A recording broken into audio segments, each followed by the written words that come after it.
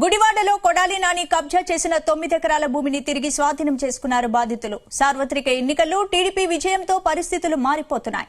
గడ్డం గ్యాంగ్ అరాచకాలను ఇక సహించేది లేదంటున్నారు బాధితులు. కబ్జా చేసిన భూమి చుట్టూ ఉన్న కంచెలను 2 జేసీబీలతో తొలగించారు బాధితులు.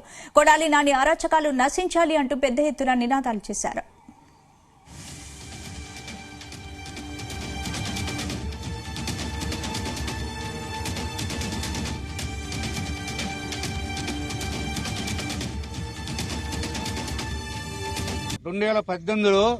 మేము అమృత సెంట్రల్ గవర్నమెంట్ అమృత స్కీమ్ అని ఒక గుడివాడ పట్టణానికి అమృత వాటర్ స్కీమ్ ఇచ్చింది.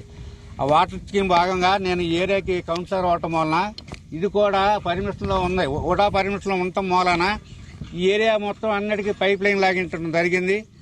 30 లక్షలు పెట్టి కరెంటు లైన్స్ ట్రాన్స్ఫర్లు అన్ని వేయటం జరిగింది. మరి ఇవన్నీ చూసి ఆయనకి కన్నుగుట్టి ఈయన రెచ్చగొట్టాడు. ఎవరైతే ఆశేష్ కుమార్ ఉన్నాడో ఆయన రెచ్చగొట్టి మళ్ళీ మా మీదకు పురుగొల్పి మళ్ళీ ఆయన ద్వారా ఏదో రాంచుకుని మమ్మల్ని కబ్జా చేసి మమ్మల్ని భయభ్రాంతులు చేసి కరోనా టైం అది ఎవరు రావటం కూడా వీలు లేకుండా ఒక 25-30 మందిని ఇక్కడే షెడ్లు వేసి తాగుడు పెట్టి అమ్మాయిలతో దూదాలతో వాళ్ళ రేత్రింబాగుళ్ళు ఇక్కడ కూర్చోబెట్టి మా మీద మేము వెళ్తే మమ్మల్ని కొట్టేసేటట్టు కొట్టారు కూడా.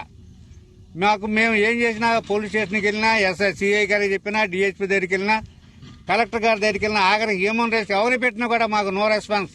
అలా స్పందించిన లేదు. దీని మీద ఏంటి ఏం జరుగుతుంది, ఇన్ని వస్తున్నాయి, ఇన్ని కంప్లైంట్స్ వస్తున్నాయి అనే స్పందనలో పెట్టినా కూడా ఏం దాని మీద కంప్లైంట్ లేదు. మనకి లాక్డౌన్ అనౌన్స్ చేసిన ఒక రోజు ముందు మా ఎమ్మెల్యేకి సంబంధించి నా వ్యక్తులు ఖాళీ అండ్ గ్యాంగ్ అంటారు.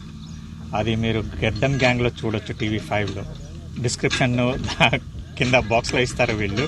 మొత్తం అక్కడ చూస్తే మీకు కంప్లీట్ ఇది ఎలా కబ్జాకి గురైందో తెలుస్తుంది. ఇది 56.7 acres ఇది టోటల్. దాంట్లో కొంత భాగము కటారి ఆదిశేష్ కుమార్కి సంబంధించింది. ఆ భాగంలో 1971 లేఅవుట్ వేసిన వలివర్తి గ్రామ పంచాయతీకి లేఅవుట్కి సంబంధించిన అప్రూవ్ అయిన ప్లాట్స్ ఇవి. దాంట్లో 375 పైబడ్డ ప్లాట్స్ ఉన్న దాంట్లో నియర్లీ 117 ప్లాట్స్కి కబ్జా గురైంది. ఈ కబ్జా గురైంది మనకి కోవిడ్ టైంలో.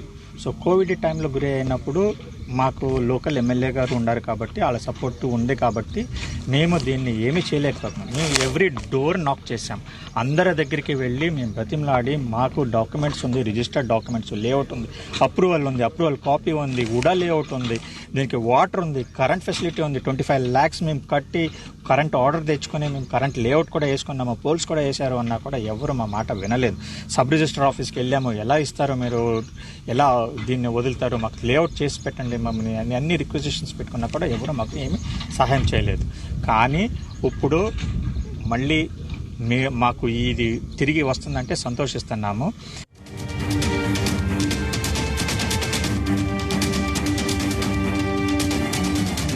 గుడివాడలో కొడాలి నాని కబ్జా చేసిన 9 ఎకరాల భూమిని తిరిగి స్వాధీనం చేసుకున్నారు బాధితులు. సార్వత్రిక ఎన్నికల్లో టీడీపీ విజయంతో పరిస్థితులు మారిపోతున్నట్టు కూడా తెలుస్తున్నాయి.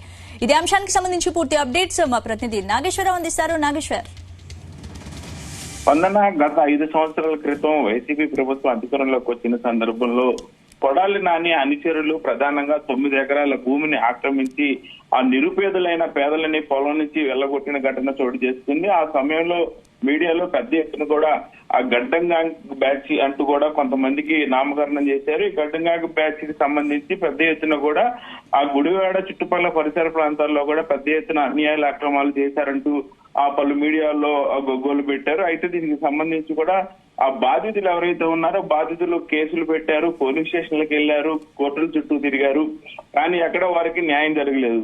అయితే అనుకోకుండా వైసీపీ ప్రభుత్వం పడిపోవటం, టీడీపీ ప్రభుత్వం రావడంతో ఒకసారిగా ఏదైతే 9 ఎకరాలకు సంబంధించి బాధితులకు ఒకసారిగా ఊపిరి పోల్చినట్టు ఆ నియోజకవర్గంలో కొడాలి నానిని ఓడించి గెలుపొందిన రాము ఆ 9 ఎకరాల భూమిని పేదలకు 9 ఎకరాల భూమికి సంబంధించిన ఆ ఓనర్లు ఎవరైతే ఉన్నారో వాళ్ళని పిలిచి ఆ 9 ఎకరాలు కూడా వాళ్ళకి అప్పగించిన ఘటన చోటు చేసుకుంది. మొత్తం ప్రభుత్వ డబ్బుతోనే ఈ 9 ఎకరాలకు సంబంధించి చుట్టూరుతా ఆ ప్రొక్లైన్ తో ఆ పొలం అంతా కూడా బాగు చేపించి ఆ పేదలకు వాళ్ళ చేతిలో పెట్టిన ఘటన చోటు చేసుకోవడంతో ఒక్కసారిగా ఎవరైతే బాధితులు ఉన్నారో వాళ్ళందరూ కూడా ఉప్పి తప్పిపోయిన ఘటన ఆ చోటు చేసుకుంది.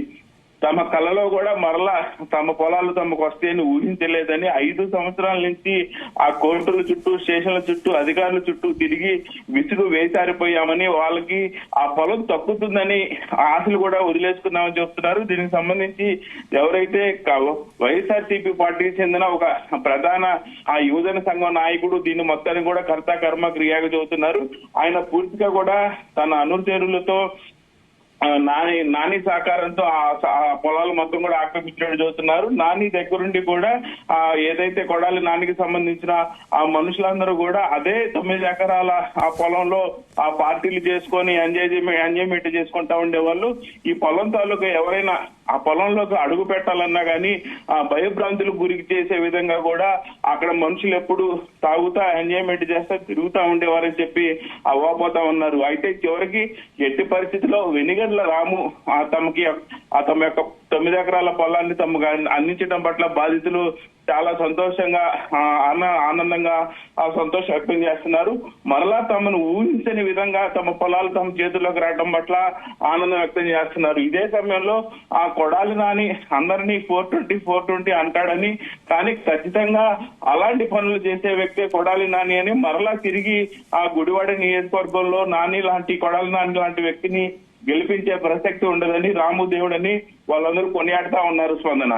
Thank you Nageshwar.